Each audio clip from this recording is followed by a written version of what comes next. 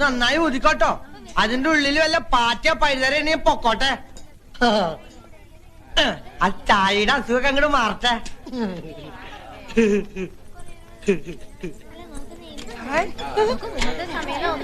ഒന്ന് മര്യാദക്കിട്.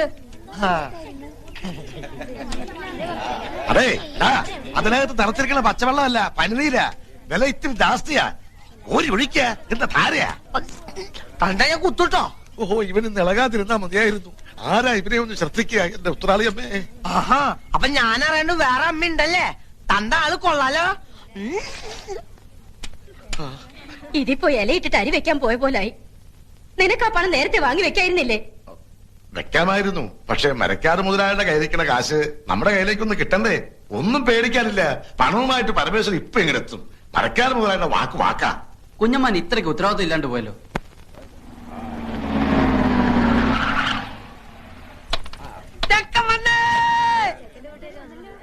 ആ പരമേശ്വരൻ വന്നൂലോ. ഇങ്ങ് വന്നേ. മരക്കാര് മുതലാളി നമ്മളെ ചതിച്ചു.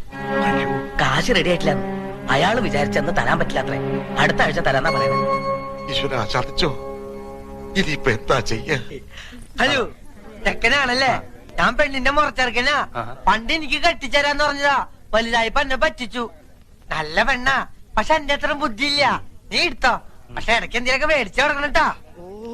ഈ മണ്ടർ ഒന്ന് കുളവാക്കുമെന്നാ തോന്നേ. ആ സുധീത് എവിടെ പോയി കിടക്കാ? നീ ഒന്ന് പോയി വിളിച്ചേ. ഏടത്തെ ഇങ്ങനെ തുലാവെള്ളത്തിന്റെ വെപ്രാളം കാണിക്കാണ്ട് മാലുവിന്റെ അടുത്ത് പോയിരിക്കുക. സുധി, ചെറുക്കനും പറഞ്ഞ് നിന്നെ കത്ത് മുറ്റത്ത് നിൽക്കുക. ആ, നീ അങ്ങോട്ടേക്ക് ചെല്ലേ.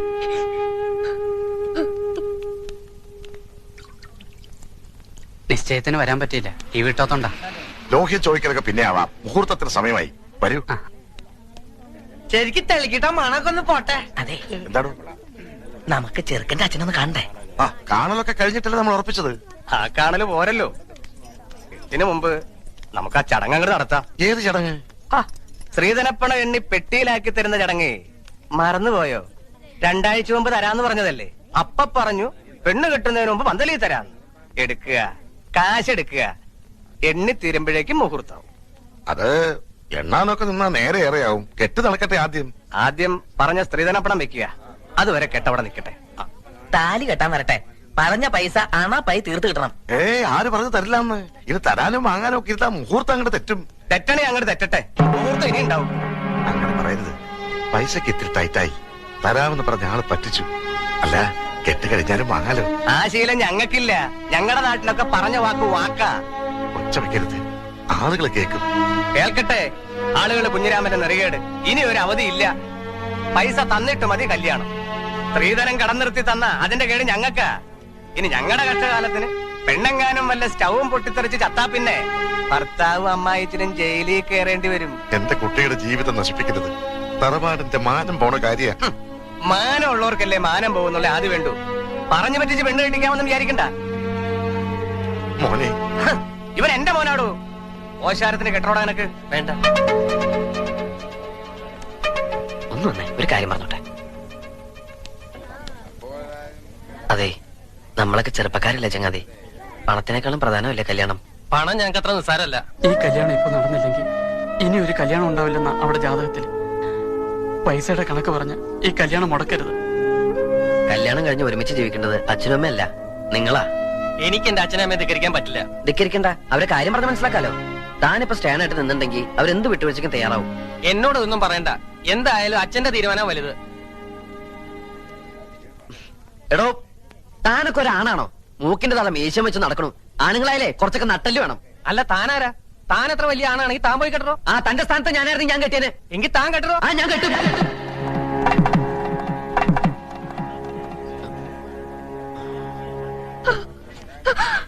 എന്റെ മോൾക്ക് മാനക്കേടുണ്ടാക്കരുത്. വസ്തു വെച്ചിട്ടെങ്കിലും 2 ദിവസത്തിനകം ഞാൻ അവിടെ കാശെത്തിച്ചോളാം. ഞാൻ നിങ്ങളുടെ കാല് പിടിക്കാം. കണ്ണീര് കാണിച്ച് മോളെ ചെലവാക്കാൻ നോക്കാം.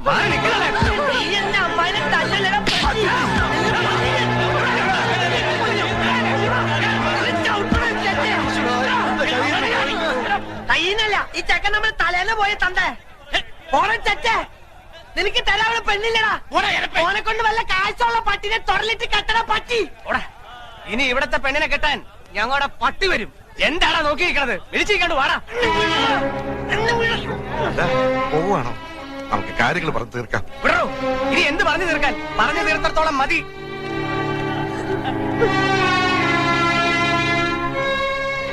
എല്ലാം നശിപ്പിച്ചല്ലോടാ നീ. മാലൂരിന്റെ കല്യാണം മുടക്കിയില്ലേ? പോയി മാപ്പ് പറഞ്ഞവരെ വിളിച്ചോണ്ട് വാടാ. എന്റെ പട്ടി പോവാ കോട്ടനെ വിളിക്കാൻ. കണ്ടാര് പള്ളികൾക്ക് കെട്ടിച്ചോടക്കോടെ പെണ്ണില്ല. അവൾക്ക് ഇതിൽ നല്ല ചെക്കനെ കിട്ടൂടാ. എന്നാ പോയി വിളിച്ചോണ്ട് വാടാ രാജകുമാരനെ. കൊണ്ടുവരൂ, ഞാൻ കൊണ്ടുവരൂ.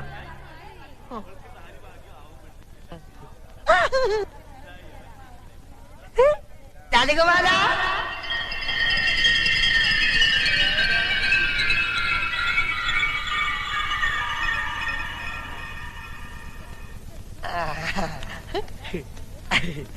കുട്ടാട്ടൻ കേട്ടും മാലൂല. കുട്ടാട്ടനാ മാലൂന്റെ രാജകുമാരൻ. വേണ്ട വേണ്ട, നമുക്ക് കെട്ടാം. എന്തായി കാണിക്കണേ? ഞാൻ എങ്ങനെയാ? കുട്ടേൻ നല്ല പറഞ്ഞ മാലിന്റെ കെട്ടാന്ന്. കുട്ടാട്ട അങ്ങനെ പറഞ്ഞോണ്ടല്ലേ ഞാൻ ആ ചെക്കന്റെ തന്തട മോന്തക്കിട്ട് രണ്ടും പൊട്ടിച്ചേ. എന്നിട്ട് കുട്ടാട്ട വാക്ക് പറ. വാ, കുട്ടാട്ടൻ വന്നില്ലേ ഞങ്ങളുടെ അമ്മായി ചത്തു കൂട്ടോ. വാ കുട്ടേട്ട വരാൻ.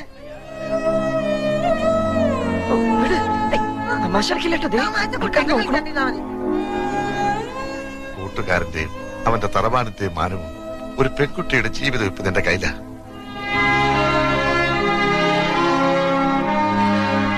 വിധി അതാന്ന് വെച്ചാ അങ്ങനെ തന്നെ നടക്കട്ടെ. മണ്ഡപത്തിലേക്ക് കയറിയ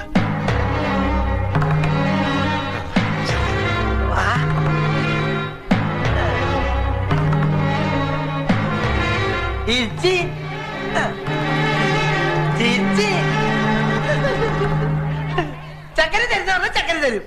ഒന്ന് ഇറങ്ങി നിൽക്കടാ അങ്ങോട്ട്. കല്യാണം എന്നുണ്ടാവില്ല കേട്ടോ. കേച്ച് ഞാൻ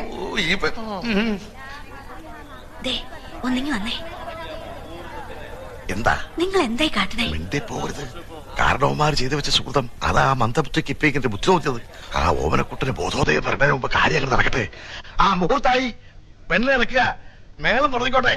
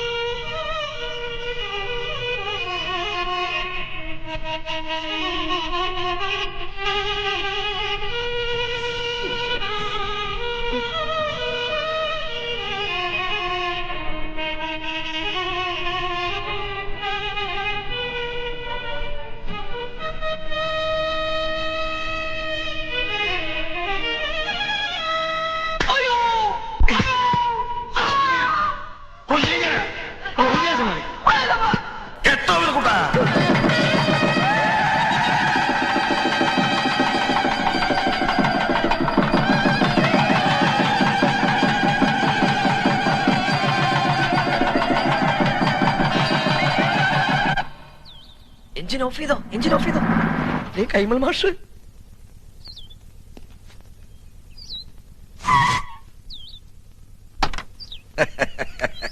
നമസ്കാരം.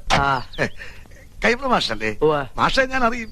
കൈമൾ മാഷ് തന്നെ, പക്ഷെ മാഷ ഞാൻ അറിയില്ലോ. അറിയാൻ വഴിയില്ല. അത്രക്ക് അറിയപ്പെടുന്ന ആളൊന്നുമല്ല ഞാൻ. പക്ഷെ ഇനി അറിയും. അറിഞ്ഞാ പിന്നെ മറക്കേയില്ല. ഈ ചുറ്റുവട്ടത്ത് ഇങ്ങനൊരു കല്യാണം നടന്ന അറിവില്ല. വഴിതെറ്റി വന്നാ? വഴിയൊന്നും തെറ്റിയിട്ടില്ല. നേർവഴിക്ക് തന്നെയാ വന്നത്. പുളിക്കത്തറവാട്ടിലാ കല്യാണം നടന്നത്. ആഹാ,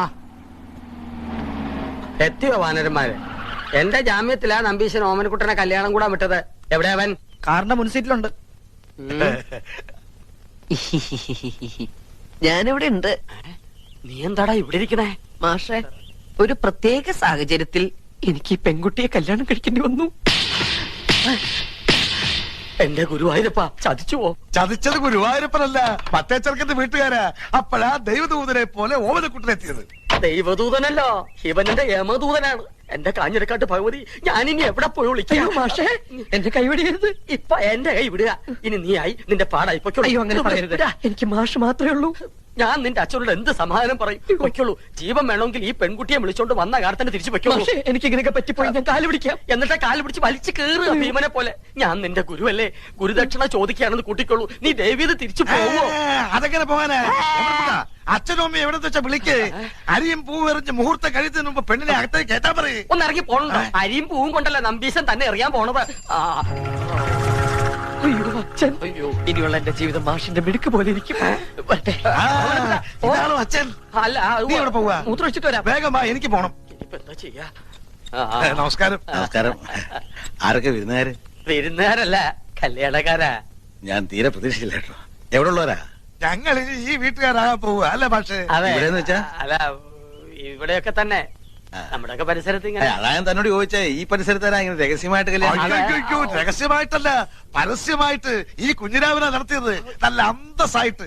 സംശയമുണ്ട്, ചെക്കനോട് ചോദിച്ചു നോക്ക്. ചെക്കനോടുള്ള അല്ല, ചെക്കൻ ഈ പരിസരത്തൊക്കെ ഉള്ളത് തന്നെ. ഈ പരിസരത്ത് വെച്ചാ? ഇനി വന്നേ. അതെ, കാലമൊക്കെ മാറിയിരിക്കണം നമ്പീശ. കലികാല ഇപ്പൊ. അതുകൊണ്ട് കഴിഞ്ഞത് കഴിഞ്ഞു എന്ന് വിചാരിച്ച് നമ്പീശം വേണം ആശ്വസിപ്പിക്കാൻ. ഒരു വാക്ക് തന്നെ നേരത്തെ ഒന്ന് പറയണ്ടോ? അല്ല, എന്തുകൊണ്ട് ചെയ്യാറുണ്ടോ നമുക്ക്? പറയാനുള്ള സന്ദർഭം കിട്ടിയില്ല, വളരെ പെട്ടെന്നായിരുന്നു. അത് ശരി. അതെ, നല്ല ബുദ്ധിയുണ്ടെന്ന് ആലോചിക്കുക. ഇപ്പൊ നമ്മുടെ ഓമനക്കുട്ടനാണ് ഇങ്ങനെ ചുമ്മാ ചെയ്തെന്ന് വിചാരിക്കുക. നമ്പീശൻ എന്താ ഓമനക്കുട്ടനോ?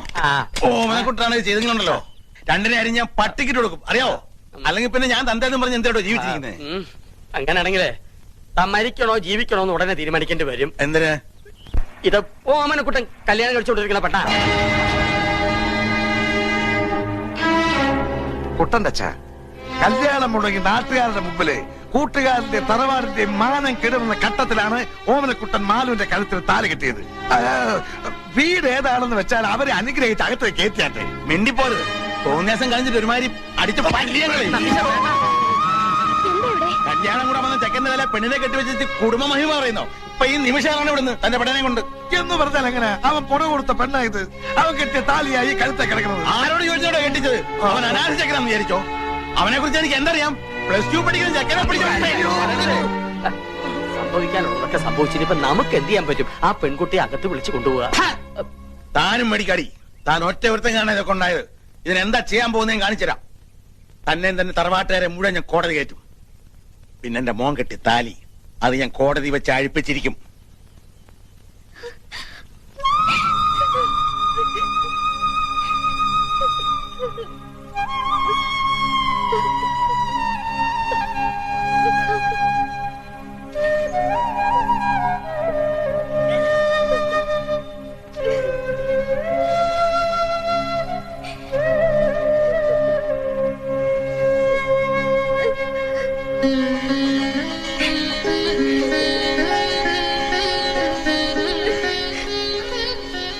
ശരിയോ തെറ്റോ എന്ന് എനിക്കറിയില്ല.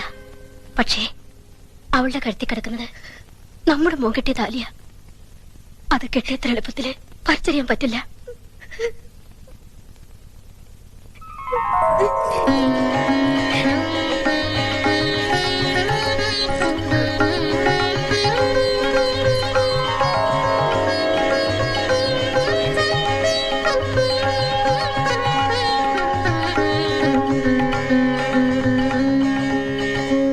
എങ്ങോട്ടാ? ഞാൻ അകത്തേക്ക്. താൻ പോണ്ട. ഇനി ഈ ബന്ധത്തിന്റെ പേരും പറഞ്ഞ് താനോ തന്റെ തറവാട്ടിൽ ആരെങ്കിലും ഈ പടി ചവിട്ടിയ അരിഞ്ഞു കളയും ഞാൻ.